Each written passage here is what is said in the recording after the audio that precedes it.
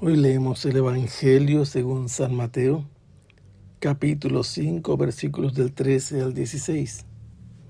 En aquel tiempo Jesús dijo a sus discípulos: ustedes son la sal de la tierra. Si la sal se vuelve insípida, ¿con qué se le devolverá el sabor? Ya no sirve para nada y se tira a la calle para que la pise la gente. Ustedes son la luz del mundo. No se puede ocultar una ciudad construida en lo alto de un monte, y cuando se enciende una vela, no se esconde debajo de una olla, sino que se pone sobre el candelero para que alumbre a todos los de la casa. Que de igual manera brille la luz de ustedes ante los hombres, para que viendo las buenas obras que ustedes hacen, den gloria a su Padre que está en los cielos. Estamos leyendo el Evangelio según San Mateo, que nos ha presentado a Jesús una vez que retornó de la zona del Jordán, en Judea, donde Juan estaba bautizando, y cuando Jesús fue bautizado, el cielo se abrió, descendió el Espíritu Santo sobre Jesús y una voz del cielo lo proclamó su Hijo amado. El Espíritu Santo impulsó a Jesús a introducirse en el desierto, donde permaneció 40 días siendo tentado y finalmente salió victorioso, pero se encontró con la noticia de que Juan el Bautista había sido encarcelado, y entonces de la región de Judea Jesús se fue a Nazaret, principalmente a la zona de Galilea. Pero una vez que dejó Galilea, empezó a anunciar el reino de los cielos, recorriendo todos los sábados, uno tras otro, las sinagogas donde se reunían los judíos piadosos para escuchar la palabra de Dios y para hacer oración. Y allí Jesús iba enseñando.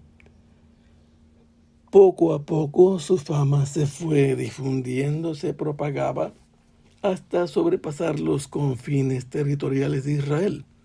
La gente de Siria y Transjordania, junto con la gente de Judea, cuya capital es Jerusalén, y también de allí, y de Galilea, se hicieron presentes en torno a Jesús, que ya había llamado a dos parejas de hermanos que ejercitaban el oficio de pescadores y estaban con Jesús. Jesús anunciaba el reino de Dios y había explicitado de qué manera Dios actuaba reinando sobre los pobres, sobre los misericordiosos, sobre los que tienen hambre y sed de justicia. Y así Jesús les hacía conocer lo que de él pueden y deben esperar en cuanto a predicador.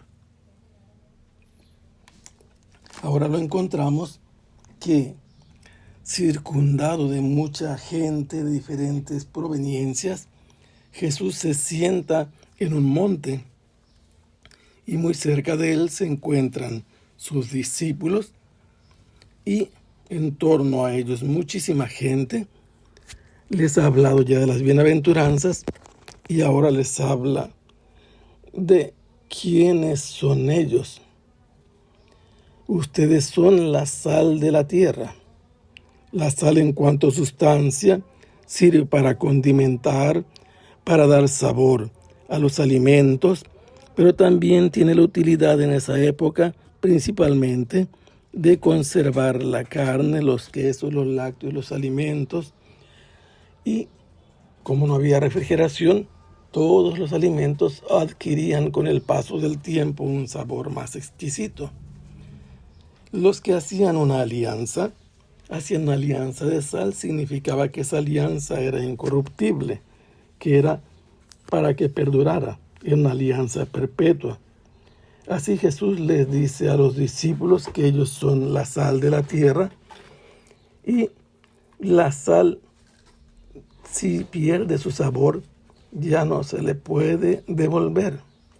Jesús habla de esta sal porque en torno a Judea muy cerca se encuentra el Mar Muerto y con muchas montañas de sal en torno a ella. La sal no ha sido bien preparada y poco a poco se va echando a perder, se hace insípida. ¿Y qué hacen con esa sal la gente en tiempos de Jesús? La meten a los hornos o la tiran al piso, al suelo, pero en un determinado momento de necesidad. ¿Por qué? Porque al echar la sal en tiempos de que hay heladas, de que hay nieve, sirve para derretir la nieve y pueden caminar, y caminan de hecho sobre ella. La echaban también en el templo donde escurría la sangre para purificar, y era usada también cuando nacía un niño o una niña. En vez de lavarlo, lo restregaban con sal en grano, y así la sal era parte muy presente de la vida de las personas, y así podían hacer otras cosas con la sal. La sal la echaban también al interior de los hornos para que adquirieran más calor, y luego la ponían también sobre la flama de las velas o las luces que ellos encendían. Pero Jesús dice el peor uso que se le puede dar a la sal es que lo tiren para que se camine sobre él, porque ya no puede recuperar su sabor. Después les dice, ustedes son la luz del mundo. Están en comunión, en comunicación la sal con la luz, porque la sal hace más amplia la luz, el espectro de la luz, y cuando alguien ve la luz puede distinguir las cosas en su realidad tal como es, la distancia que hay entre las cosas y las personas, las formas, los colores, una realidad como se debe percibir. Jesús dice que una ciudad que ha sido edificada en la cumbre de un monte no puede ocultarse, y entonces significa que es un punto de referencia si está cerca o lejos de la ciudad que se ve en lo alto. Pero lo refiere Jesús a que en cuanto ellos son una luz, es una luz que no se puede esconder, que se puede percibir, que al encenderse no debe ocultarse debajo de un recipiente porque se apaga. Esa era la manera en que ellos apagaban normalmente la luz. La ponían sobre el ceremín, que era la medida para los granos, y una vez que ya no lo utilizaban, se ponía encima de la vela o de la lámpara, se acababa el oxígeno y se apagaba. Pero cuando se encendiera, para ponerla en alto y que iluminara a los que estaban presentes en la casa.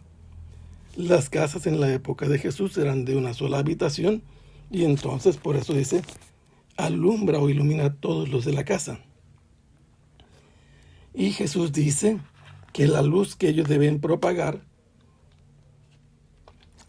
la luz que deben difundir ante los hombres, consiste en las buenas obras que ellos, en cuanto hijos de Dios, realizan ante la mirada de los demás.